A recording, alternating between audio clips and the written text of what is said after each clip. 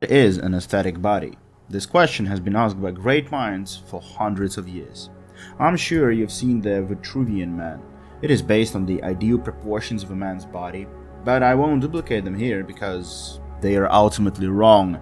The very idea of picking the ideal mathematical parameters of the body is simple and ingenious, but the approach is wrong from the start because it is based on the opinion of just one person whose views just become very popular. The root of all evil is generalization. You and I are going to work on point-by-point basis. This is the intellectual way of doing things. Intelligent people don't base their conclusions on the opinion of one single person. They take into account thousands of studies by a billion of people. So in this video, I'm going to tell you all about the aesthetic body.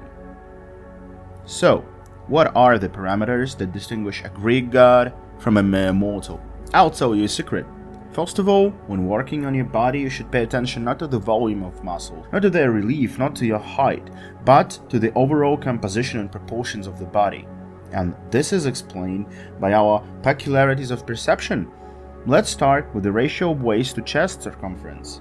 Research results clearly show that the ideal ratio is 1.7. This means that if the waist circumference is 70 centimeters, ideally the chest circumference should be around 100 centimeters. The second parameter is the head to height ratio. It determines how tall you seem. The whole point is that a person with a height of, for instance, 160 centimeters and a height of 190 will have a head of the same size, but the length of the body, no, it would be different. It is believed that the ideal proportions is a ratio of 1 to 8, that is, your height should be 8 of your heads. In reality, the bigger the better. This is clearly confirmed by research. This parameter is purely genetic, and guys who are 179 centimeters aren't considered tall because of it. The good news, you can fix that with clothes. By the way, write in the comments what ratio you have. I will fix mine in the first comment. The third parameter is neck thickness. It unimaginably affects the overall perception of your face and body as a whole. There are an astronomical number of studies proving that girls like more masculine qualities, and neck is one of the indicators of masculinity. The fourth parameter is hip width and shoulder width.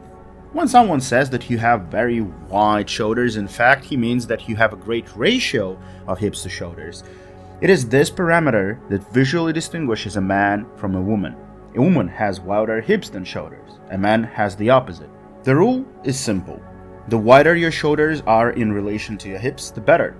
This is the aesthetics that all bodybuilders strive for. The fifth parameter, height and leg length. Research clearly confirms the longer your legs, the more attractive you seem to others. Though people always have proportionally shorter legs in relation to the torso, and in people of medium and tall height, as lucky with genetics.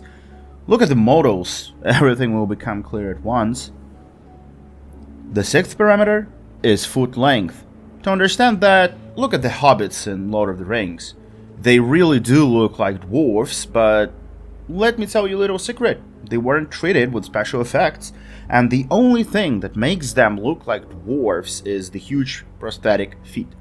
The principle here is the same as with the head size. Short people have almost the same foot size as tall people, therefore people with long feet appear shorter than people with regular sized feet. So stop wearing big sneakers, you're just making yourself look shorter. The seventh parameter is waist width and hip width. Everyone keeps telling you that you can't skip leg day, but here it is important to consider your overall body composition. More aesthetically pleasing and elitist looking bodies are where the hips are no wider than the waist. It is not about leaving the legs bony though. On the contrary, it is important to make them concisely complement the overall composition of the body. Those were 7 parameters that are key to the aesthetics of the Greek god. But how do you build your body according to these proportions? Watch about it on my channel.